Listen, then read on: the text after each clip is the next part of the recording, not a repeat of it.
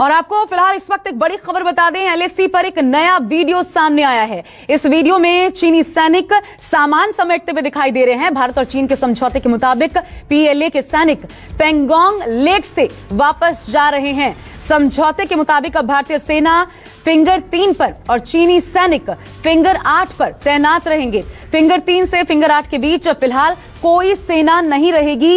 ये इलाका no man's land का होगा। लेकिन देखिए, जो दूसरी एक और तस्वीर आज एलएसी से सामने आई है, अपना सामान समेटकर वापस जाते चीनी सैनिकों की ये तस्वीर एलएसी की हम आपको दिखा रहे हैं पेंगोंग लेक के सामने से। मेरे साथ आसिफ सोहाब जुड़ गए हैं। आसिफ, सबसे पहले ये तस्वीरें समझाइए एक बार। फिर ये दूसरी तस्वीर है, उस दिन गाड़ियां जाती हुई हमने देखी थी, आज चीनी सैनिक सामान समेट के सब कुछ ले जा रहे हैं वहां से।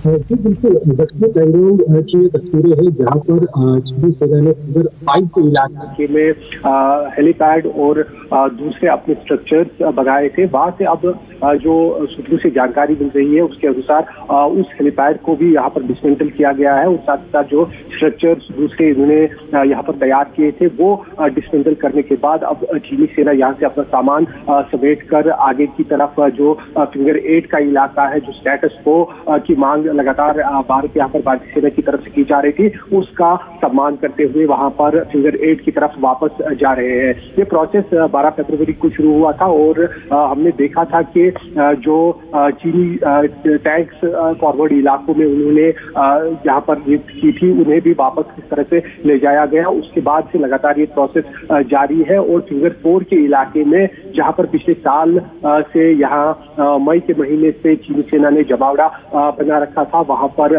कई स्ट्रक्चर खड़ा किए थे, वो भी डिसमेंटल कर दिए गए हैं। और जो फिलहाल समझौता हुआ है पैंगोंग त्सो को लेकर, चाहे नॉर्दर्न पैंगोंग हो या दक्षिणी पैंगोंग हो, पूरे ईस्टर्न लद्दाख के इस इलाके में जो डिसएंगेजमेंट है वो लगातार जारी है और उसी के चलते ये तस्वीरें भी सामने आ रही है जिसमें चीनी सेना साफ नजर आ रही है किस तरह से वो अपना सामान समेटकर वापस फिंगर 8 की तरफ जाती हुई नजर आ रही है। और सूत्रों की माने तो इस प्रोसेस के पूरे हो जाने के बाद जो देपसांग का इलाका है, गोरगिया और दूसरे इलाके हैं, वहां पर भी डिसएंगेजमेंट का प्रोसेस शुरू किया जाएगा, क्योंकि जो वार्ता है वो लगातार दोनों सेनाओं के बीच जारी रखी जा रही है। जी बिल्कुल, तस्वीरें भी सामने आ रही हैं आसिफ, बिफोर एंड आफ्टर वाली ये तस्वीरें हैं, यानी पहले किस प्रकार का कंस्ट्रक्शन था और बाद में कैसे वो इलाका साफ नजर आ रहा है। लेकिन आसिफ, जो कॉन्क्रीट स्ट्रक्चर्स थे उनका क्या, उस बारे में क्या जानकारी है? वो भी ध्वस्त किए जाएंगे या किए गए हैं?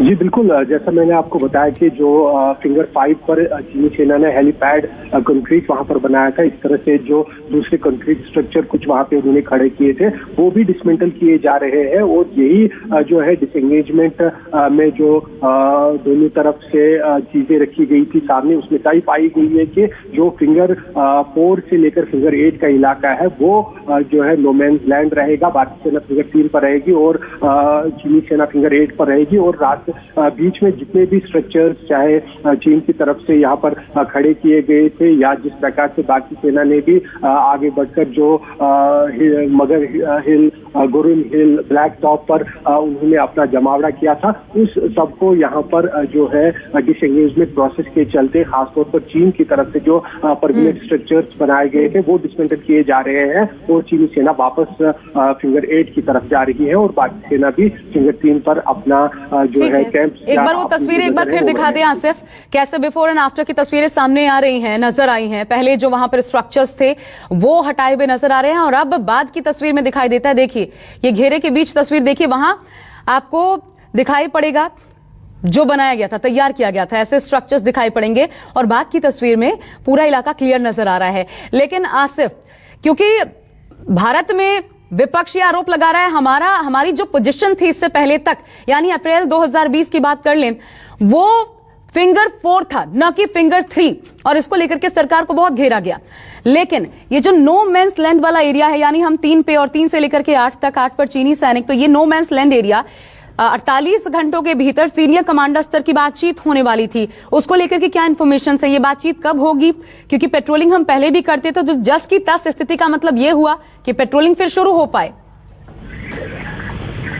देखिए, जो पिछले साल से ये पोजीशन यहाँ पर बन गई थी, उससे पहले मैं लद्दाख में न्यूज़ 24 की टीम करीब 1 महीना हमने वहाँ पर बिताया। उन दिनों जिन दिनों यहाँ पर स्क्रिमिश चल रहा था, दोनों सेनाएं एक दूसरे के आमने सामने खड़ी थी, उस दौरान मैंने काफी बारीकी से जो ग्राउंड पर अफसर है, तैनाती जिनकी है, उनसे बात की और उन्होंने साफ बताया कि जो ये दावा किया जा रहा है कि फिंगर 8 तक भारतीय सेना जाती थी, वो बहुत पहले की बात हो सकती है, लेकिन हाल के सालों में भारतीय सेना कभी भी फिंगर 4 के इलाके से आगे नहीं बढ़ी थी और फिंगर 4 के आगे जो है चीनी सेना ने अपने स्ट्रक्चर खड़े किए थे। यहाँ तक कि उनका जो रोड है, इस तरह की खुफिया एजेंसी के लोग हैं, उनसे हमने बातचीत के दौरान ये पता लगाया था कि फिंगर 5 तक उन्होंने बाकायदा सड़क बनाई थी और यही कारण है कि हेलीपैड भी वहां पर मौजूद था फिंगर 5 के इलाके में। तो अगर ग्राउंड में जो रियलिटी देखे तो उस हिसाब से मुझे लग रहा है कि भारतीय सेना की ये बहुत बड़ी उपलब्धि है कि उन्होंने वापस फिंगर 8 पर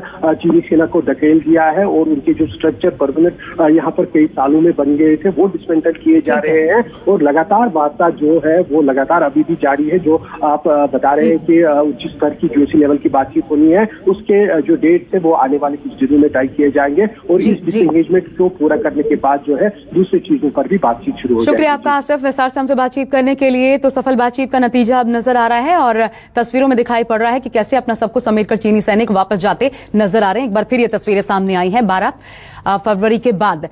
नमस्कार, मैं हूं मानक गुप्ता। अगर आपको हमारा ये वीडियो पसंद आया हो तो इसे लाइक और शेयर जरूर करें और हाँ, हमें सब्सक्राइब और फॉलो करना ना भूलें ताकि आप देश और दुनिया की कोई खबर मिस ना करें। तो जुड़े रहिए हमारे साथ और देखते रहिए न्यूज़ 24।